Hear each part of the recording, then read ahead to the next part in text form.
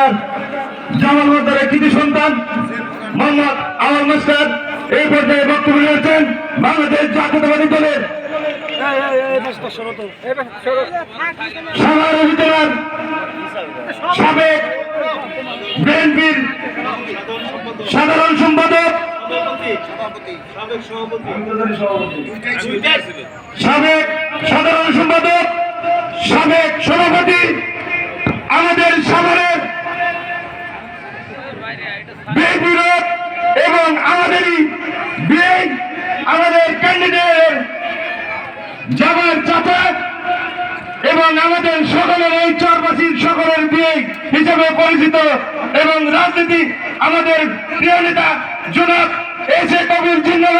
এবং ভারপ্রাপ্ত চেয়ারম্যান তারেক রহমানের আস্থাবাদের একজন ব্যক্তি সেই নেতা